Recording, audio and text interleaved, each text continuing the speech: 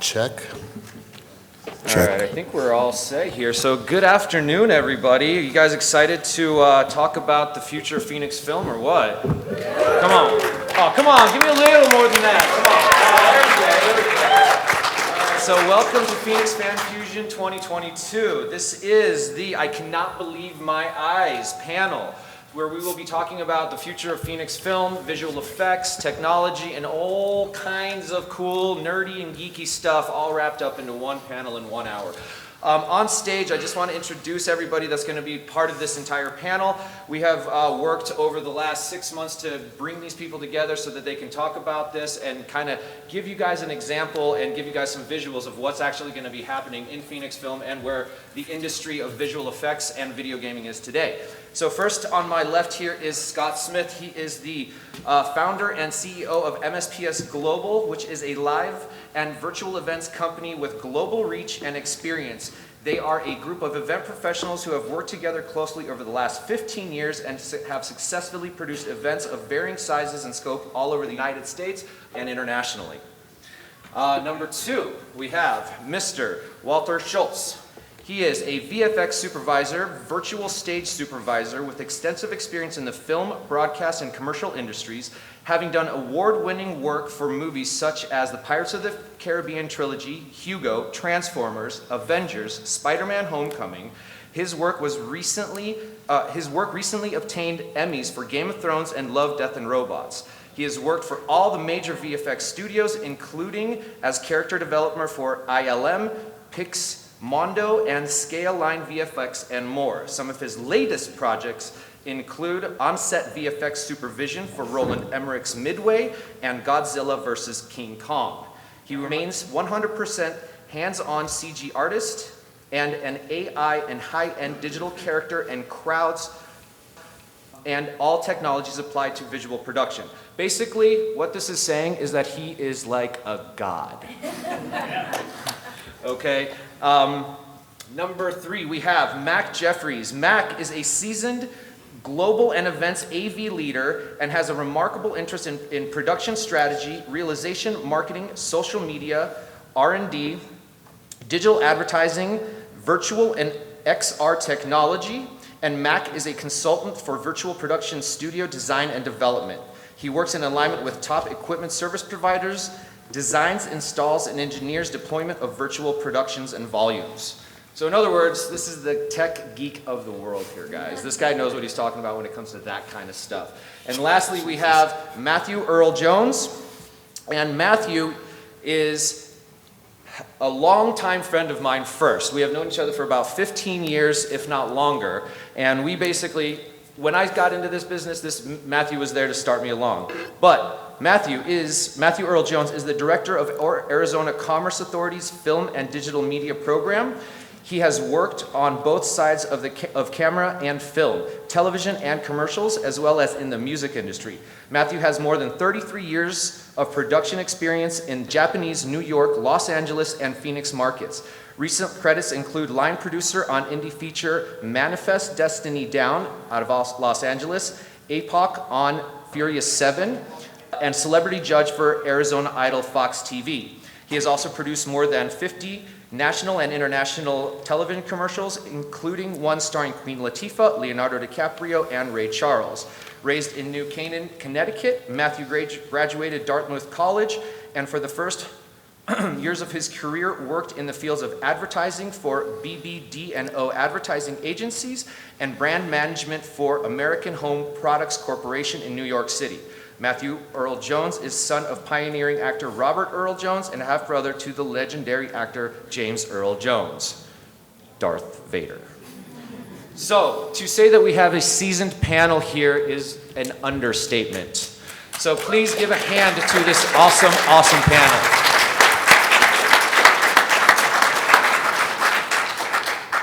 All right, so I am going to actually turn this over to these guys because I, like you, am here as a fan to see what they are going to be talking about and where this stuff is going. So, Scott, I'm going to open it up to you to start us with the local aspect and a little bit of history of what's going on with your company and how this all kind of got started. Okay, that's a lot to cover.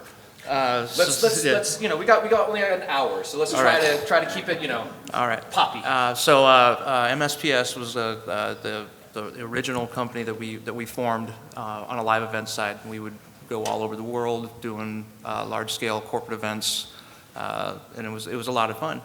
As we expanded and grew over a few years, we decided to get into a more film commercial broadcast studio. We had equipment that was, for the live event side, that was the same stuff that we used, that was used on the Mandalorian set. So the Row BP2 and all this stuff. And so, because Mac and I are kind of nerds, we thought, well, let's fill the volume space. And that was kind of Mac. Mac kind of took over with that. He's the engineer of everything. And so we opened 3500 Kelvin in October.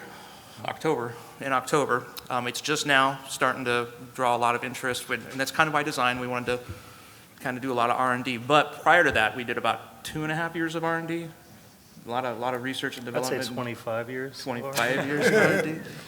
But so right now, as it stands, 3500 Kelvin has got one of the largest volume space XR stages. The largest. In Arizona. And I think there's a couple somewhere else that might be a little bit. Not here. Not here, though. So it's close. It's been very exciting. Yeah, it's been very exciting. It is the same, and I'll do the brief overview of it, and Matt can talk more about the details. But it's basically the same set as the same technology is used in the Mandalorian, like a mini ILM type studio. We're located in Phoenix. We're not too far away, and that's kind of how everything happened. And things are starting to roll really hard. And as far as the future of the film industry, we've been watching very closely over the last couple of years as things have developed in California and other places, as things have just kind of changed over there and become more cumbersome to do things over there.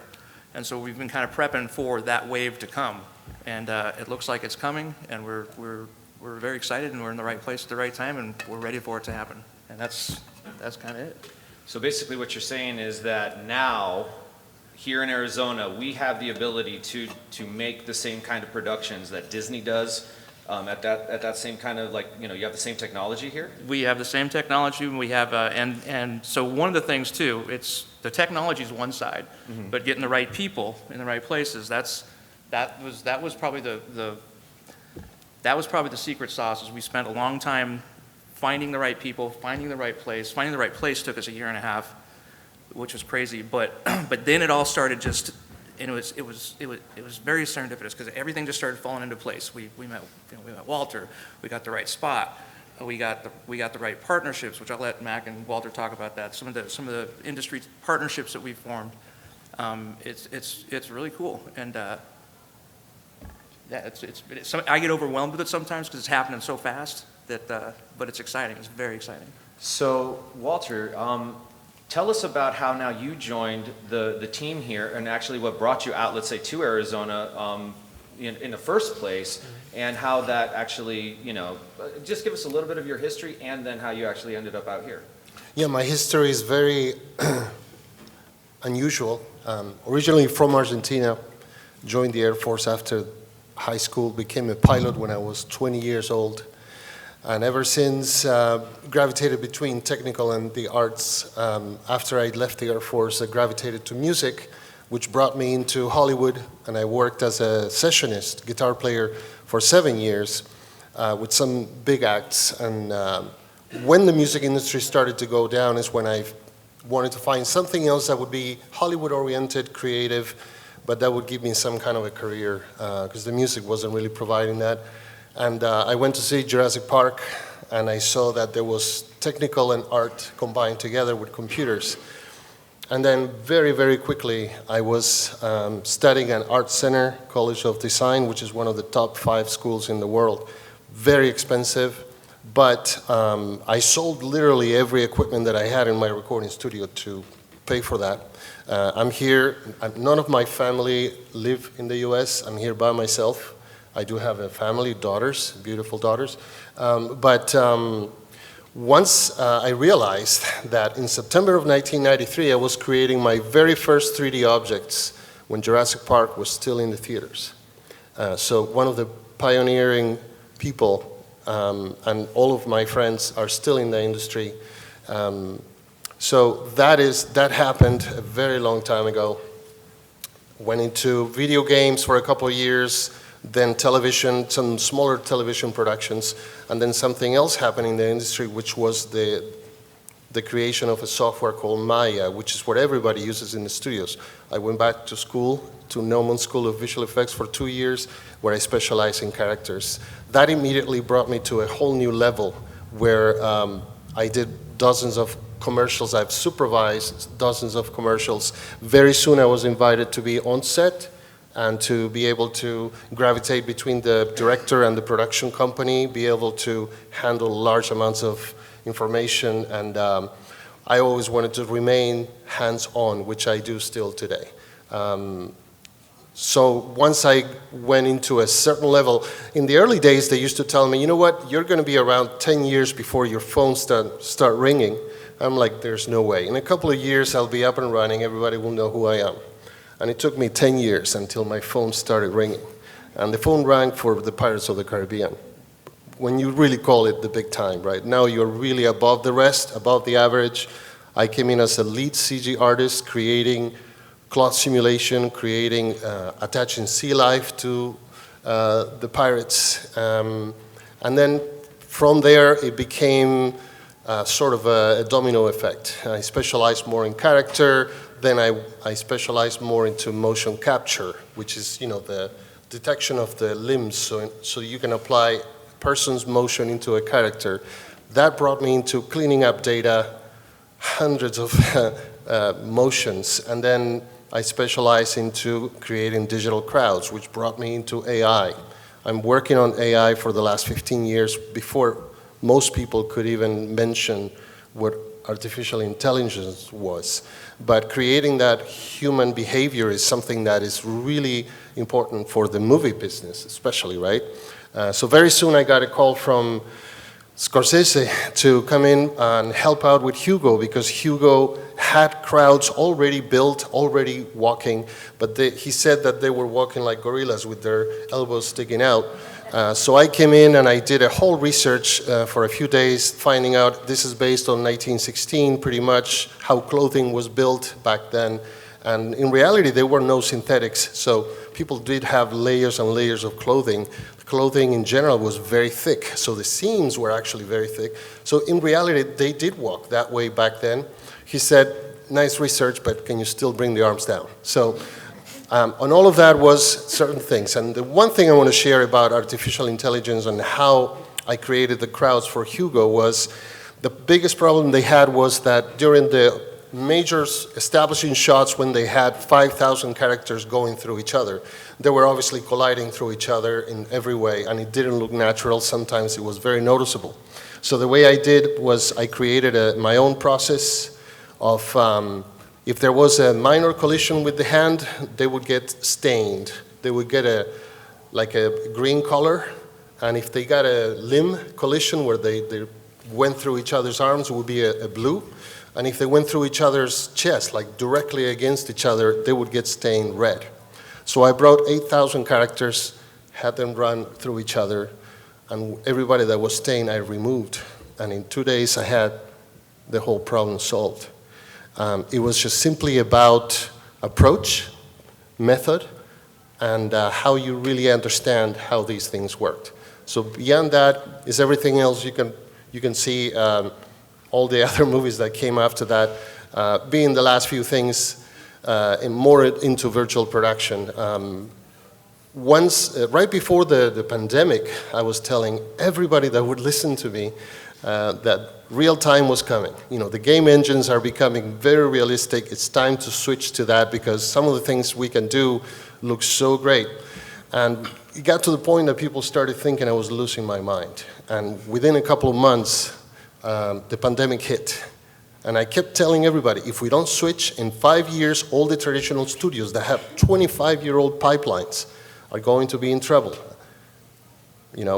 Or shut down completely, because we're going in that direction. When the pandemic hit, everybody sat on their hands watching The Mandalorian and the making of Mandalorian. So I went to one of these companies that provides LEDs in Los Angeles, and I told them, you know what, people want to see what this is, what it takes to build a virtual production, a virtual stage.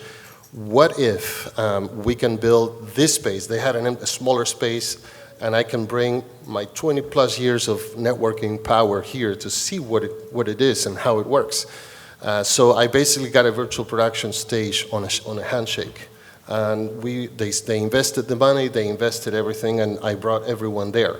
Soon, realizing that California wasn't opening up anytime soon, after 6 months of no activity, essentially no projects coming in, I ended up just saying, I've had enough of California. It's been 30 years, and it was overcrowded, overpriced, and the bureaucracy was just getting worse. I moved to Tucson with my family. I always loved Tucson. I came through Tucson the first time back in 1998, and over the years, I've been going through different areas, obviously, but the Southwest in general is just beautiful, and it's the true American spirit. It's what I feel. So once I got here, within a week, Mac and I connected through LinkedIn, and I realized they had LEDs. Obviously, them, as well as the other company in California, they've been sitting for 2 years of no rock shows, nothing, no live events and all that.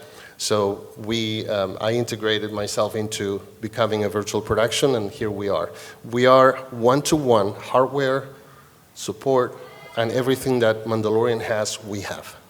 So we are ready to bring that big time into Arizona. Arizona is not about just cowboy movies. There's a lot more that you can do here. And we're about to bring some major acts, which I'm under a strict NDA not to talk about, but it's happening. You'll find out soon, probably closer to the end of the year. Whoa, so that's some cool news. Yeah, To reiterate, like it's happening. big news is coming to Arizona in terms of filmmaking. That's really, really cool. So you came here, and then you're bringing the productions with you. Is that, They follow kind me. of what we're trying to do? They follow me. I like that. That's good. That's good for everybody. So now, Matthew, I'm going to throw it. Mac, I would normally go to you, but I'm going to bring it back in just a minute to you, because Matthew, I'd like to talk to you about what does that mean for the state and for the commerce of the state now with technology and filmmaking and with what we were just talking about this morning, how Arizona has almost 4 or 5 cities that are in the top 10 growing cities in America. Mm-hmm. What's the impact of that now, for the state? Well, from the Commerce Department end, unlike most states where the film office is in tourism, so they're more about the economic impact of people coming in and paying location fees and hotels and meals and things like that. We're about creating permanent jobs. So in a word, what this revolution means is opportunities. We're fast becoming a global high-tech hub, whether it's semiconductors or electric vehicles or autonomous vehicles. Everything seems to be coming to Arizona for many of the same reasons that film is coming here. And now that revolution in technology is here in the film industry. So what that really means, and I want to have Ramsey Wharton stand up. Ramsey is I know. Ramsey Wharton is the program manager for the film office. So, I'd be remiss if I did do my little pitch. So I'm hoping that what I say will make you want to reach out to her. The opportunity is really for young people who understand the new technology. The bottom line is, when I was in production, everything was shot 35mm film. And when I go talk to people, they're great stories. They talk about old Tucson and John Wayne and all that kind of stuff. But they're all dead. No one shoots on film. Westerns are kind of being replaced. And so if we are going to be competitive, if we're going to be vibrant, we need to kind of, while acknowledging our past, get away from that stereotypical Arizona.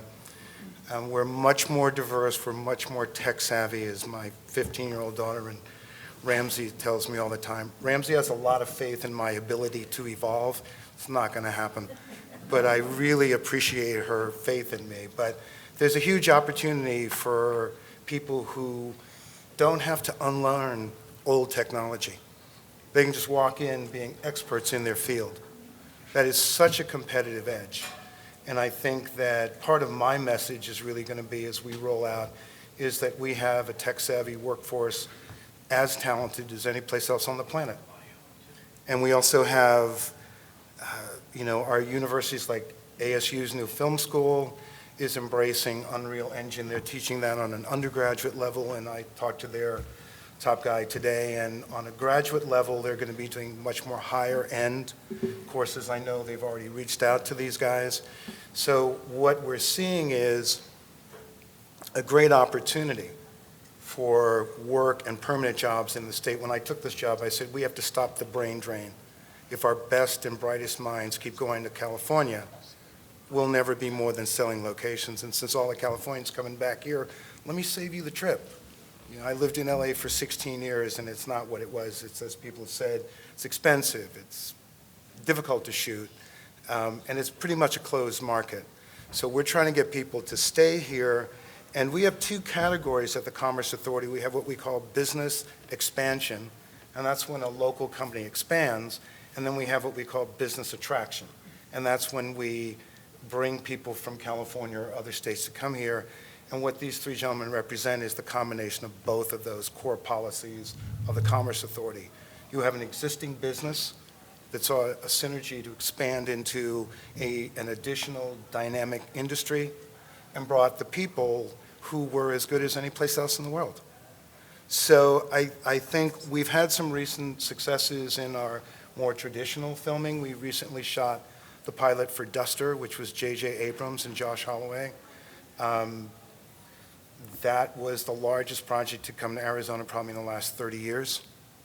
Its net spend in the Tucson market was larger in 2 months than they do in an entire year in the last 30 years. More important, and Ramsey and I have talked to people and they go, we want to discover Arizona. I go, no, you don't. You want to be the second person to discover Arizona. HBO has already taken that risk for you. Everyone wants to be the second person to discover the next best thing.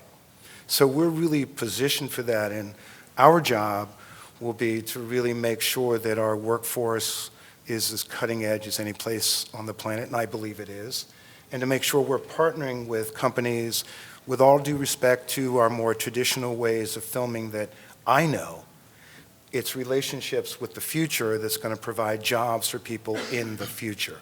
So I'm thrilled they're here, and I think there's a great opportunity, and with the success we had recently with a major studio project, I think it's a great time to be in Arizona, and I hope all of you will stay. So it sounds like this is actually, like, no matter what, this is a big good thing for everybody, because not only are we going to have cool new jobs that we currently are lacking, like maybe the numbers for, but we're going to have a whole new infrastructure build. And then when all of that stuff comes, they're actually going to be utilizing all of our resources, our hotels, our all these different things that basically the entire state is going to be able to see the positive impact of. So that's really what we're going for here too. If in closing, I spoke this morning to the producer of the project, and she said, some of you may know that there's a couple of tax incentives that are being discussed right now for the film industry. As the film commissioner, I have recused myself from those discussions. But it's a matter of public record, and people can check those. But what she said is the most important advantage Arizona has is the ability that they can source locally, and where they need things, they can source from California. It's much faster than to get, if we don't have something from LA to Phoenix, which is closer than San Francisco, than going all the way to Albuquerque, New Mexico. So I think there's a great opportunity, and I think that what we're focused on is that workforce development and partnering with companies that really can provide those jobs and those economic opportunities, so people are going to want to stay here and practice their craft here. Because if we do that, we're going to be more in the business of exporting content, not importing jobs. And that's a much stronger position for the state to be in. So. So now, Mac, I'm actually going to come to you a little bit about this, because now we're talking about, mostly we were talking about film and live events. Now let's talk about a little bit about the technology that's actually going into this stuff. Like, what other industries are actually coming to the table now as we start to implement, you know, virtual stages, live action, and all of these different elements that, you know, once were kind of discombobulated, but now are coming in under one roof, into one studio setting. What are you now seeing from your background that is merging with this new, basically, vision that we're going to be having here? Sure. So, well, I guess I would start with, I think you read probably my LinkedIn bio, which is trash, but I probably missed your request. So most recently I was at Coinbase running media production. Prior to that I was at VMware, where I was head of the metaverse experience there. Prior to that, even before that, was with Mozilla on the Hubs team, so creating VR on browser. So a lot of really interesting things, and that's, I think, probably where your question's going. Is there's a lot of technology that comes from different environments, not just from film, not just from gaming, not just from live events, the structural components that go into all those things. But there's this confluence of lots of different industries coming together. And as Matthew even mentioned, you know, we have Too Simple, which is an autonomous driving company. We recently did a video with them that was for the CVent? No, it was, can't remember the conference, CES. It was for CES keynote. But there's so many different technology companies here in Arizona that are also looking to come to Arizona. So from the studio perspective, we incorporate, as Walter said, BP2, which is an LED tile. RAW is the kind of standard in the market. That's BP2 is their product that they used on Mandalorian. It's still considered the highest level in the industry. We have the largest quantity, largest volume. The reason size matters in that regard is because you can get larger camera shots. You can get more movement on the screen. It's a curve to allow for kind of that, you know, 180, 270 degree motion. So yeah, there's a lot of technology that goes into it. I'm happy to talk through any of those elements, but. And this is going to also, because, like, I guess the question that I was kind of also trying to see is, right now we're building this infrastructure up, and so these new technologies are also going to be creating more jobs that we're not even thinking about right now, and it's going to create more commerce and availability for, you know, well, just completely different industries now. So that's the cool part, that I think that, you know, all of this stuff coming together under one roof really shows off. So what we have right now, what I'd like to do is I'd like to just show you guys just a couple things that Walter has done. It's a couple of pieces that he has. It's his reel and a bunch of stuff. So if we could, I'm going to run over there and get the lights really quick, and then I'm going to cue this thing up for you guys. But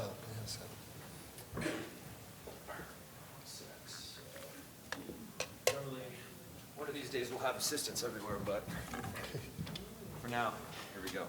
All right, so this is, Walter, do you want to introduce this, or does it pretty much say what it is? Those are just some of the shots that I worked on in the movies that you will recognize immediately. Okay, so this is the kind of quality that we can soon see coming to Arizona in terms of what we're going to be able to make here, guys. So here we go. You've already seen it in all these movies. Yeah, you should probably saw this stuff.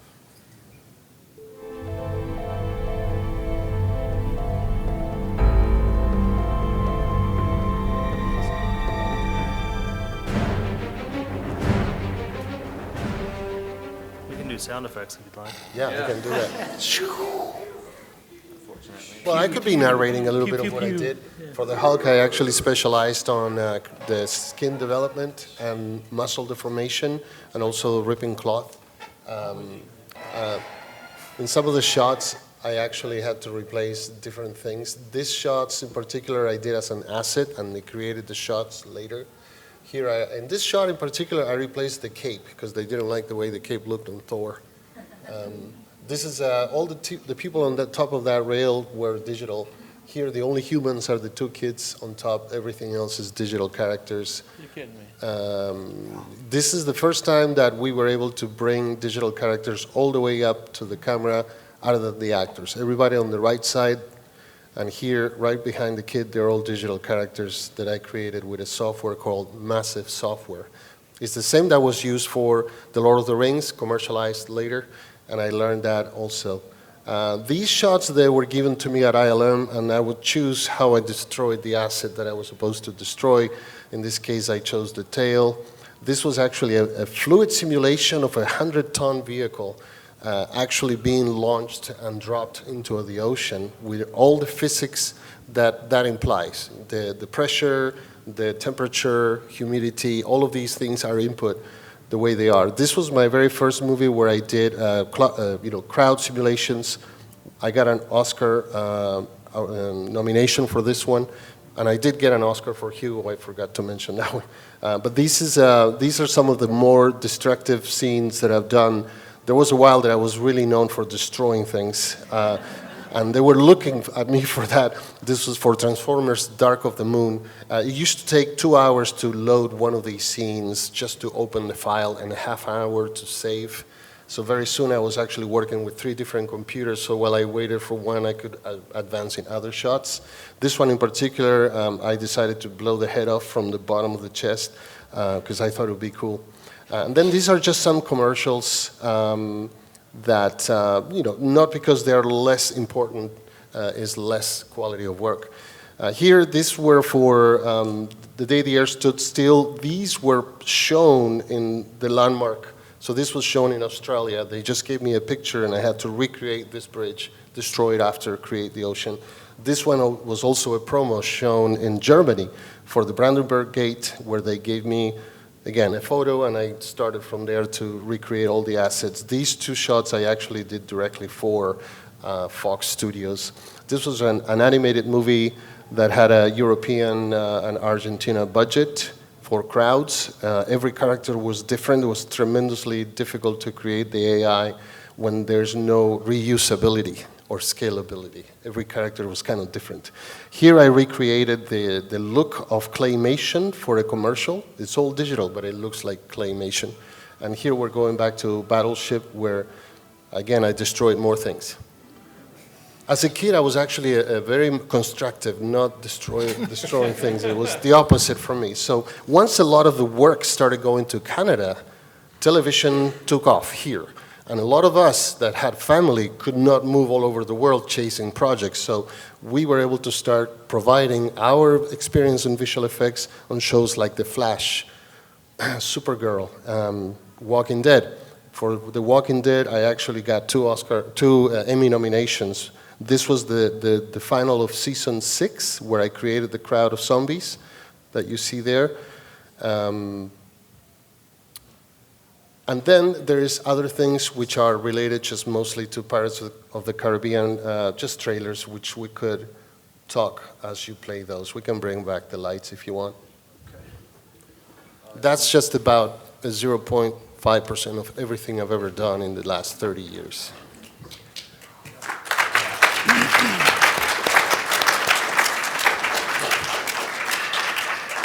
And here I always just thought you were a cool guy. You haven't seen anything yet. All right. So here's this is the original Pirates, right? Yeah, those are just trailers of Pirates of the Caribbean, but we can be talking about something else. As we have plenty of time. So I wanted to share a little bit of the stories that happened and what people don't know about Hollywood. Okay, so I became a member of the Visual Effects Society. Very soon I became a member of the committee for the Visual Effects Society because I like to talk a lot and I'm very opinionated, especially when a lot of the companies that went to Canada were not respecting the artist. And they were shutting down their doors and people didn't know anything about this. And I want to try to really keep any name out of this. But there was a period of time where it was very unfair how they were treating the visual effects artists. Believe it or not, there's no union for visual effects artists.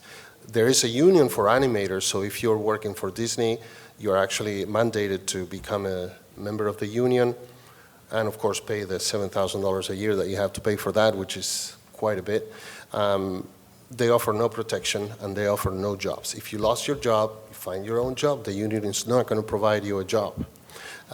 This is one of the reasons why a lot of people decided to just go elsewhere, because the unions in California are actually being counterproductive to the growth of the industry in general. So the other thing is, every company that I went to, I noticed that the guys were not taking breaks. They would go on and work there 10, 12 hours nonstop. So at 10 a.m. I would say, guys, let's go out for see some sunlight. We need that actually for your eyes. You need to relax your eyes and look into the distance, so when you come back you have a refresh view of everything. And in every company that I went to, I've been freelancing for 30 years. I never stayed longer than 1 year in any given project. So that allows me to, every time I go into a new team, you deal with different personalities, different cultures, company cultures. So in my own growth, that means that I need to compress and expand to all of those teams and make sure that somebody who thinks I'm going to take their job doesn't feel like I'm going to take their job, or that I'm there trying to push them aside.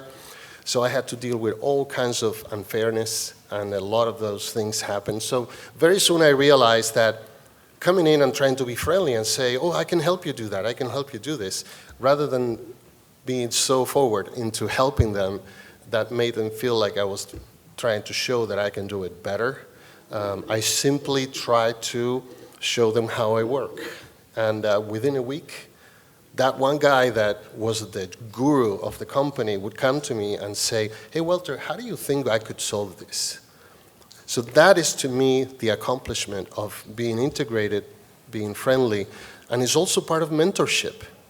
Even today, I learn so much from the young kids that come out of school, because everything that I'm used to do in 5 different steps, I didn't know that now you can do it in 1 step with this other tool that exists out there. So there's always time to learn. So once I was in the industry 18 years, the Visual Effects Society had this special scholarship for anybody that wanted to go beyond, extend your knowledge. And I applied for that, and I sent some short films that I've been doing. I've been doing short films for a long time. And I released one of those trailers for a movie that I intend to shoot here in Arizona at some point, whenever I get the budget for it, with some of the helps of my friends. Desert Space, I did a trailer. 15 of my closest friends. One of the best things about working in the industry, and in this particular area of the industry, I work with very, very smart people.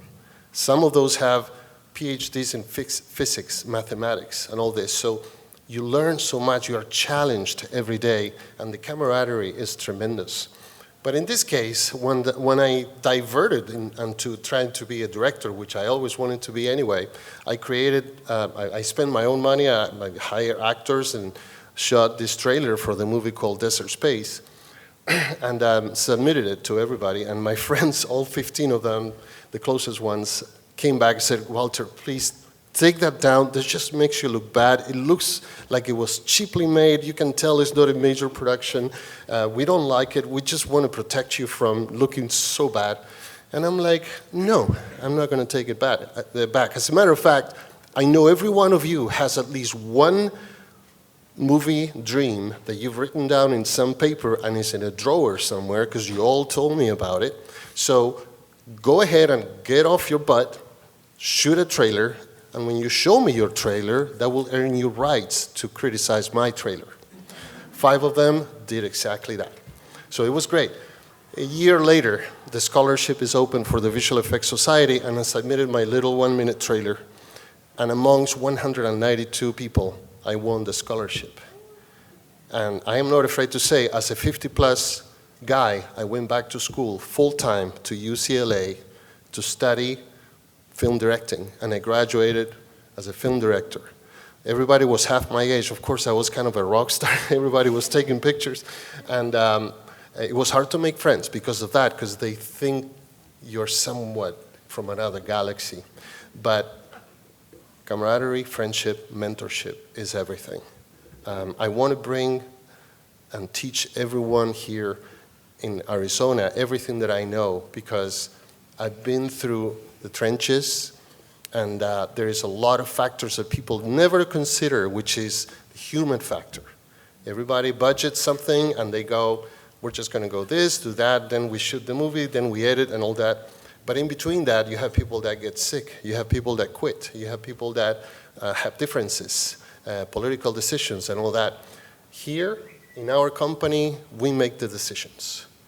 We are doing things here that in Hollywood, they are not able to because they need to go through the board of directors and 7 layers of management giving their opinion, and political sides that give their ultimate approval for any budget and anything they need to do. This is why, being in Arizona, we are able to create tremendously huge partnerships with some of these providers of hardware and software currently. We have some of those top ones. Could you explain a little bit more about that, the Sure. partnerships? Yeah, so we partnered with, so there's several elements to virtual production specifically. One is obviously the content creation, whether it be Unreal, Unity, multiple plates, whatever it might be for film. There's also camera capturing, right? So you have your camera, but we have to track that camera movement within, say, like Unreal or Unity. And on a virtual production stage, we have the LED that's emitting everything that you're seeing behind in the camera. And the tracking is done with, one of the partnerships is MSPS. There's MSPS, Stipe, NCAM, there's a few others, OptiTrack. There's a bunch of different technologies. None of them are cheap. None of them are cheap None at all, of no. I mean, just entry level is probably 60,000 just to get into a single camera track. This size. Yeah, but Making my eye twitch again. So we partnered with MSPS because we tried a few different ones, and we felt that they had the best technology. But we've also partnered with Brompton. Brompton is the best processor for LED. And the reason we partnered with some of these companies is because we want to, actually one of the first things that Walter and I talked about when we looked to start 3500 Kelvin was we wanted to democratize the process. We wanted to bring everybody into the studio, give access to anybody that wanted to try it, anybody that wanted to learn the technology. We don't have a film school yet that has all of that technology. Yes, ASU is building it, and we really hope to be involved in that. We hope that they can build a curriculum that's going to include Unreal, include Unity, include all the technology base that's required, because there's a lot. I mean, I could spend the next 2 hours talking about the technology specifically. But we've also partnered with Unity. We've partnered with Row. We've partnered with Blackmagic most recently. They're actually coming into our studio next week to reevaluate kind of the infrastructure and upgrade some of the areas so that we're working on more of an 8K pipeline, which if you're familiar with how video is captured, you have HD, 4K, and now 8K is kind of next. HDR is a whole another element to that. So there's a lot of there's a lot of technology that's required to do all of these different things, and it's very hard to get access to it. It's very hard to learn it. There's a steep learning curve. However, if you have access to it, you have the mentorship, you have the people around that know how to do it, then obviously that learning curve becomes much smaller because they're able to share a lot of the experience and knowledge. Thank you, yes. And that's pretty much how it all works. Virtual production adds a whole level of complexity. And producers are very shy about it still because they're used to put $100 million in post-production, but now they have to put 40 million or 60 million up front. But when you're shooting behind that environment, and if you do everything right, at the end of the day, you have your shot. It's done. You got to do a color correction, maybe some tweaks, but in the end, it shaves about 40% of the total budget. One of the things, yeah, and time. One of the things that it's also happening is that because of virtual production and in a very counteractive, statement, it's like thanks to the pandemic, it really benefit the film industry in the sense that all these companies that were you go into to Canada, they realize that in Canada the prices are tremendously inflated only to give you a 40% incentive back when you could have just done it here for half of that, without going all the way there with inflated prices just to get the incentives back, when in the end, we can just do it here. And that's kind of one of the neat things that's happening at the 3,500 Kelvin is, and we've all talked about this before, that the price point, the walk in the day, the price point is so much less here than in LA or wherever, because we don't have a lot of red tape. We don't have a lot of hands in the pot. Everybody's got their fingers in something.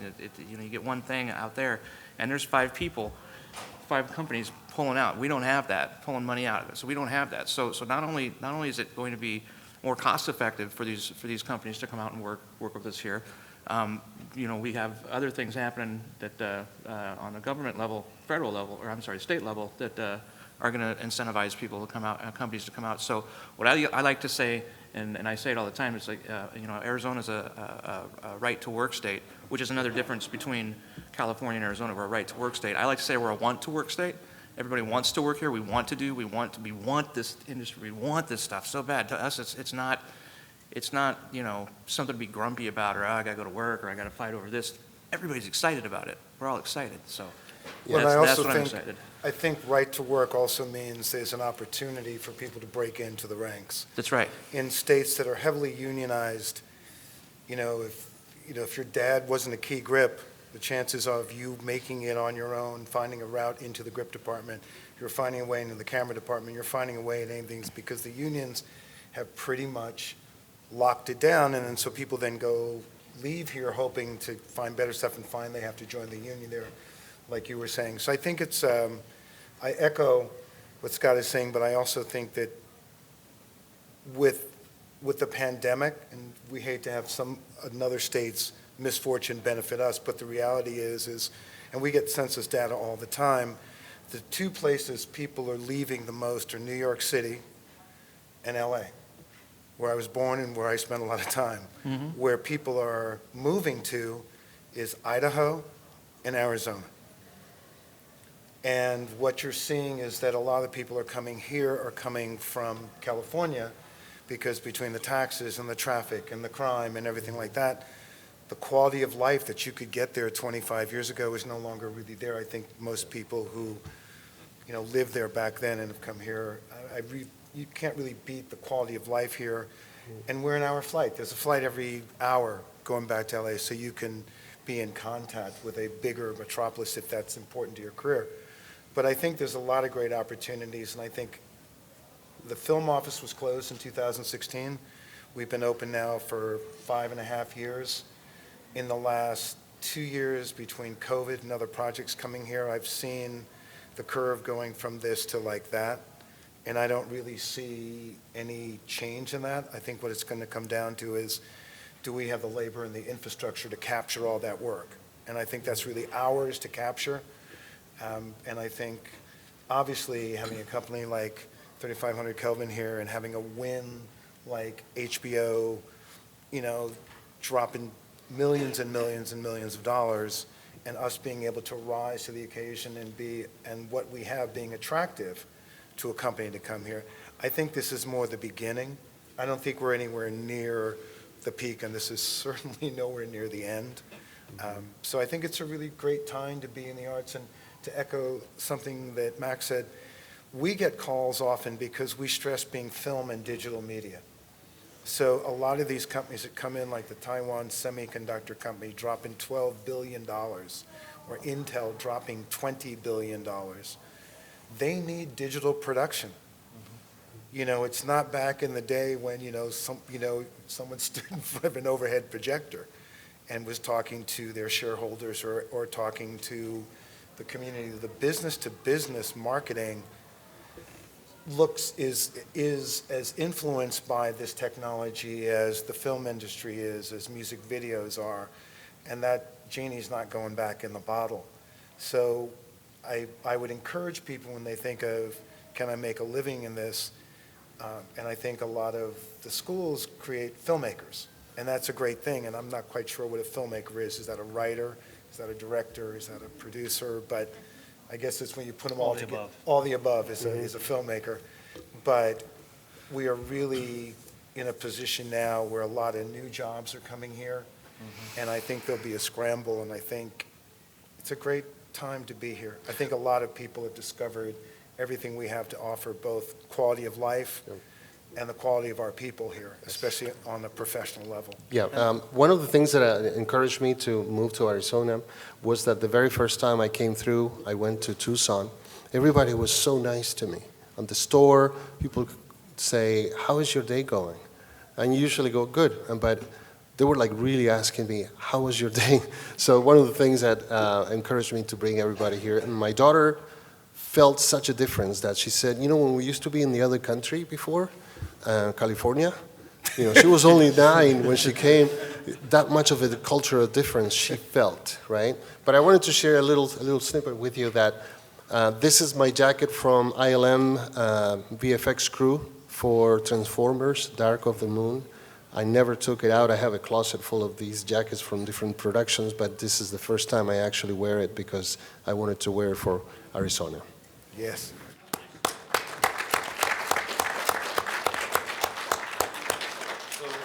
So basically, what I'm hearing from everybody here on the panel and from what I'm kind of gathering is that Arizona seems to be opening up a lot of opportunities for everybody, be it with your family, be it for new jobs, be it for commerce for the state, be it for just basically all kinds of different geekeries too. Like, you know, if you're into something, it looks like Arizona is going to be the hub for that kind of thing. So I just want to say thank you very much to all of our panelists here today.